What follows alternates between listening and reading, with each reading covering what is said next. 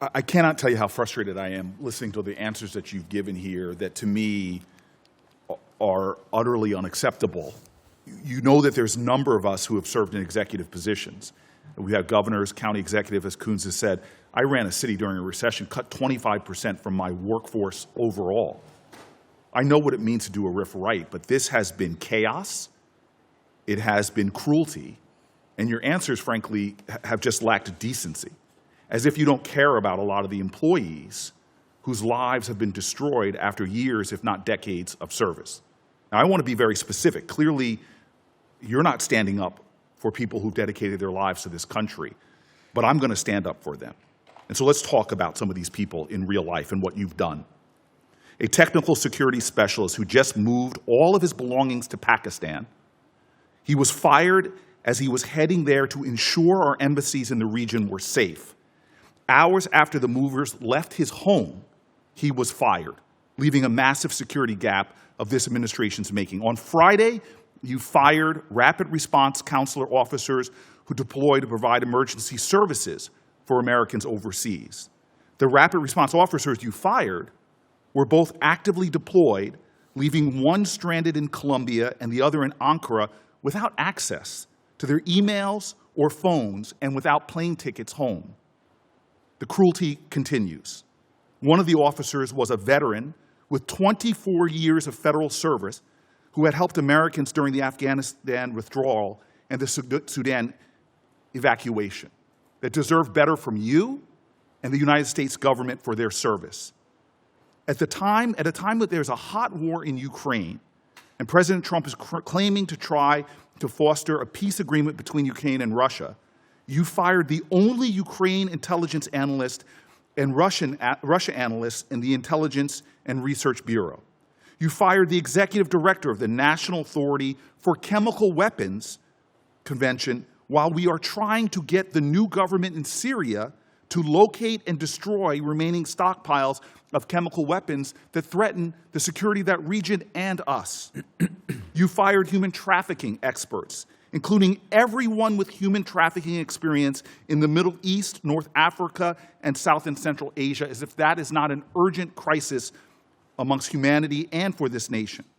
Apart from the national security implications of all of these firings, despite the cruel way that you guys executed them, the human toll is also staggering.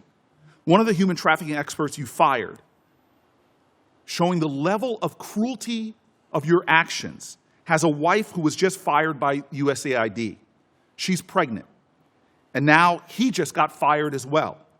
Two people trying to start their family with no income and now even their health insurance in limbo, who gave years of service to this country.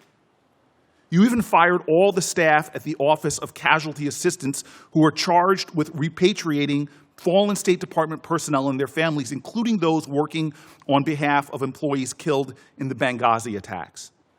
We have a solemn and sacred duty to bring home bodies of American citizens who die while serving their countries and helping and help their families. It's a sacred obligation. Every major corporation I know, we've talked about business sector, knows that the most valuable thing they can do is get a pipeline of talent and personnel. I've talked to CEOs who've told me they spend between 25% and a third of their time recruiting talent, but despite telling us that the recruitment office would face no cuts, on Friday you fired the entire recruitment division, lying to us and eliminating that pipeline of talent. To the civil service and foreign officers who are watching this right now, hoping they can get some justification for the chaos you've created, for the cruelty you've put into place, for the lack of decency, I'm going to tell those folks right now that we are going to stand up for each and every one of those folks and fight for them at a time that China is doubling down on their investments in diplomatic corps, trying to fill every void that we create. You are devastating our corps, hurting Americans, undermining our sacred mission as well. And again, I don't trust you, Mr. Rigas.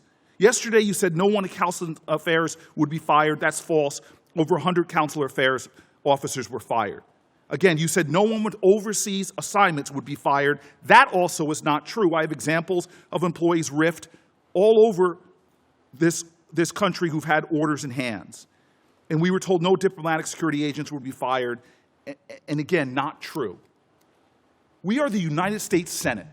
We have an obligation for oversight, and you showed over the House hearing that even your statements lack veracity. I'm telling you right now, we are in a crisis in this country if you won't come here and represent facts. And to demonstrate that cruelty, to demonstrate the level of chaos and lack of decency of this administration, all of these cuts are being done in the name of saving taxpayers' money, but we're not doing that. We literally are giving tax cuts to billionaires and racking up the biggest deficits in my lifetime under this leadership that does not have fiscal responsibility. And the best demonstration of that is allowing millions of pounds or thousands of pounds of food that were supposed to save the lives of thousands of human beings, paid for by taxpayers, to spoil on docks. How is that in any way human decency? How is that in any way showing what we stand for as a country, that we would rather watch food spoil on the docks, taxpayer money absolutely wasted, while children around this world are dying because of your inaction and that of your agency? Sir, you have not been truthful. You are showing a lack of decency to people who've given decades of service, veterans. You've upended families. This is not the way we operate. It is not the decency that they deserve. And I will stand up and fight you in every way to make sure that the people you have hurt get from this country what they deserve: respect and honor. Thank you.